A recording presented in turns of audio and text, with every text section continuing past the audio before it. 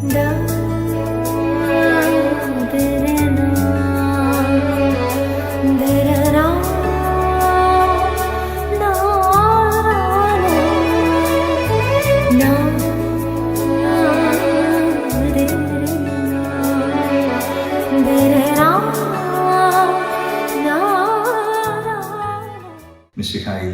പ്രിയപ്പെട്ടവരെ, ഇന്ന് കൈത്താക്കാലം 2-ാം ഞായർ.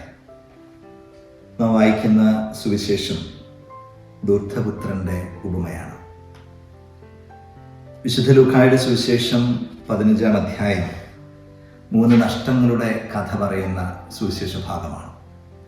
കാണാതായ നാണയത്തിൻ്റെ, നഷ്ടപ്പെട്ടുപോയ ആടിൻ്റെ, ധൂർത്തപുത്രൻ്റെ. മനുഷ്യൻ്റെ ജീവിതത്തിൽ തെറ്റുപറ്റുന്നത് 3 കാരണങ്ങൾ കൊണ്ടാണ് എന്ന് പറയാറുണ്ട്. അശ്രദ്ധ കൊണ്ടും, അറിവില്ലായ്മ കൊണ്ടും, അഹങ്കാരം കൊണ്ടും. നാണയം നഷ്ടമാകുന്നത് അശ്രദ്ധ കൊണ്ടാണ്. ആട് കൂട്ടം വിട്ടുപോകുന്നത് അറിവില്ലായ്മ കൊണ്ടാണ്. ധൂർത്തപുത്രൻ വീട് വിട്ടിറങ്ങിപ്പോകുന്നത് അഹങ്കാരം കൊണ്ടാണ്. അറിവില്ലായ്മ കൊണ്ടാണെങ്കിലും, അശ്രദ്ധ കൊണ്ടാണെങ്കിലും, അഹങ്കാരം കൊണ്ടാണെങ്കിലും നാണയം അന്വേഷിക്കുന്ന ഒരു സ്ത്രീയോ, ആടിനെ തേടി ഇറങ്ങിപ്പോകുന്ന ഒരു ഇടയനോ, ധൂർത്തപുത്രനെ കരുണയുടെ കാത്തിരിക്കുന്ന ഒരു പിതാവോ ഉണ്ടെങ്കിൽ നമ്മളാരും തിരിച്ചു വരാനാവാത്ത വിധം അകന്നു പോയിട്ടില്ല, നമ്മളാരും നഷ്ടമായിട്ടില്ല. ഒരു തിരിച്ചുവരവ് എല്ലാവർക്കും സാധ്യമാണ് എന്ന ആശ്വാസത്തിൻ്റെയും പ്രതീക്ഷയുടെയും സന്ദേശമാണ് ഈ സുവിശേഷ ഭാഗം നമുക്ക് സമ്മാനിക്കുന്നത്. പ്രശസ്ത എഴുത്തുകാരനായ വിക്ടർ ഹ്യൂഗോയുടെ പാവങ്ങൾ എന്ന നോവലിൽ ജീൻ വാൽജിൻ എന്ന ഒരു കള്ളൻ്റെയും ഒരു ബിഷപ്പിൻ്റെയും കഥ പറയുന്നുണ്ട്.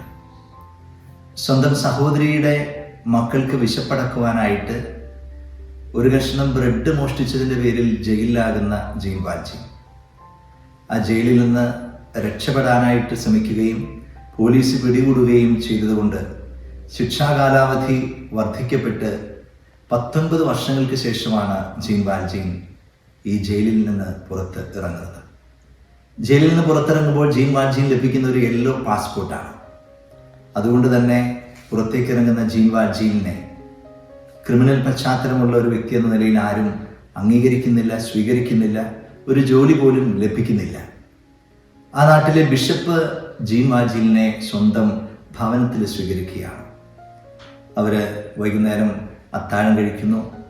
ജീൻ വാൽജിൻ കിടന്നുറങ്ങാനായിട്ട് പോകുന്നു. ഒരു ബലഹീനതയുടെ ഘട്ടത്തിൽ ജീൻ വാൽജിൻ ബിഷപ്പിൻ്റെ ഭവനത്തിലെ വില കൂടിയ വെള്ളിപ്പാത്രങ്ങൾ മോഷ്ടിച്ചുകൊണ്ട് കടന്നു കളയുകയാണ്. മോഷ്ടിച്ചുകൊണ്ട് പുറത്തിറങ്ങിയ ജീൻ വാൽജിനെ പോലീസ് പിടികൂടി തിരികെ ബിഷപ്പിൻ്റെ ഭവനത്തിൽ എത്തിക്കുകയാണ്. ബിഷപ്പിനോട് പറയും, നിന്റെ ഭവനത്തിലെ വില കൂടിയ വെള്ളിപ്പാത്രങ്ങൾ മോഷ്ടിച്ചുകൊണ്ടാണ് ഇവൻ കടന്ന് കളഞ്ഞത്. ബിഷപ്പ് പറയും, ഒരിക്കലും ഇവനത് മോഷ്ടിച്ചുകൊണ്ട് പോയതല്ല, ഞാൻ അവന് സമ്മാനിച്ചതാണ്. അവൻ മറന്നുപോയതാവാം. അവന് ഞാൻ സമ്മാനിച്ച വില കൂടിയ ഈ സിൽവർ കാൻഡിൽ സ്റ്റിക്സ് അവൻ എടുക്കാൻ വിട്ടുപോയിട്ടുണ്ട് എന്ന് പറഞ്ഞുകൊണ്ട് അതുകൂടി ജീൻ വാൽജിന് സമ്മാനിക്കുന്ന ബിഷപ്പ്. പോലീസ് ചോദിക്കും ബിഷപ്പിനോട്, അങ്ങേക്ക് ഇവനെ അറിയാമോ? ബിഷപ്പ് പറയും, എനിക്കറിയാം, എൻ്റെ സഹോദരനാണ്. ബിഷപ്പിൻ്റെ ഈ വലിയ കരുണയുടെ പ്രവൃത്തി ജീൻ വാൽജിനെ പുതിയൊരു മനുഷ്യനാക്കി എന്നതാണ് കഥ. വിശുദ്ധ ലൂക്കായുടെ സുവിശേഷം 15-ാം അധ്യായത്തിൽ നാം കാണുന്ന ഈ നഷ്ടത്തിൻ്റെ 3 ഉപമകൾക്ക് അകത്ത് 3 വ്യക്തികളെ നമ്മൾ കാണുന്നുണ്ട്. കാണാതായ നാണയത്തെ അന്വേഷിക്കുവാനായിട്ട് ഒരു സ്ത്രീ ഉണ്ടായിരുന്നു. നഷ്ടപ്പെട്ടു പോയ ആടിനെ തിരഞ്ഞിറങ്ങാനായിട്ട് ഒരു ഇടയനുണ്ടായിരുന്നു. ധൂർത്തപുത്രനെ കരുണയോടെ കാത്തിരിക്കുന്ന ഒരു പിതാവ് ഉണ്ടായിരുന്നു. കാത്തിരിക്കാനായിട്ട് എൻ്റെ പിതാവ് ഉണ്ട് എന്ന ഒരു ബോധ്യമാണ്, എന്നൊരു ഉറപ്പാണ്. എൻ്റെ പിതാവ് എനിക്ക് വേണ്ടി കരുണയോടെ എൻ്റെ ഭവനത്തിൽ കാത്തിരിക്കും എന്ന ഉറപ്പാണ് ധൂർത്തപുത്രനെ ഭവനത്തിലേക്ക് തിരികെ ചെല്ലുവാനായിട്ട് പ്രേരിപ്പിക്കുന്നത്. നമുക്കെല്ലാവർക്കും ഇതുപോലെ അന്വേഷിക്കുന്ന സ്ത്രീയാകാൻ, ആടിനെ തിരയുന്ന ഇടയനാകാൻ, കരുണയോടെ കാത്തിരിക്കുന്ന ഒരു പിതാവാകാൻ സാധിക്കുക എന്നതാണ് പ്രധാനം. പല ധൂർത്തപുത്രന്മാരും ഇന്ന് ഭവനത്തിലേക്ക് തിരികെ വരാത്തത് അവരെ കരുണയോടെ കാത്തിരിക്കുന്ന ഒരു പിതാവ് ഭവനത്തിൽ ഇല്ലാത്തത് കൊണ്ടാണ്. നമ്മുടെ മക്കൾക്ക് നമ്മുടെ ഭവനത്തിലേക്ക് തിരികെ വരാനായിട്ട് സാധിക്കണമെങ്കിൽ അവിടെ ആ മക്കളെ സ്നേഹത്തോടെ കരുണയോടെ കാത്തിരിക്കുന്ന മാതാപിതാക്കളുണ്ട് എൻ്റെ ഭവനത്തിൽ എന്ന ഒരു ഉറപ്പ് നമ്മുടെ മക്കൾക്ക് ഉണ്ടാകണം.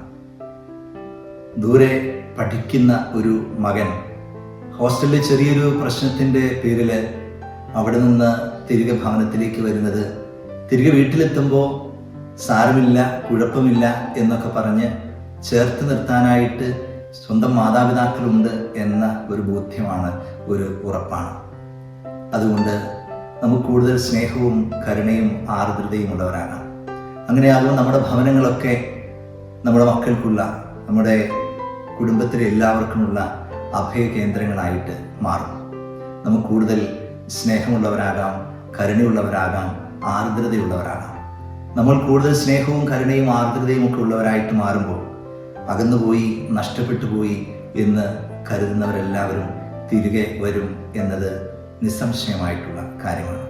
ഈ സുവിശേഷ ഭാഗം നമ്മെ ഓർമ്മിപ്പിക്കുന്നത് കൂടുതൽ സ്നേഹവും കരുണയും ഉള്ളവരായി തുടർന്നുള്ള ജീവിത കാലഘട്ടം മുഴുവനും ജീവിക്കുവാനായിട്ടാണ്. ദൈവം നമ്മെ അനുഗ്രഹിക്കട്ടെ. പിതാവിൻ്റെയും പുത്രൻ്റെയും പരിശുദ്ധാത്മാവിൻ്റെയും നാമത്തിൽ ആമേൻ.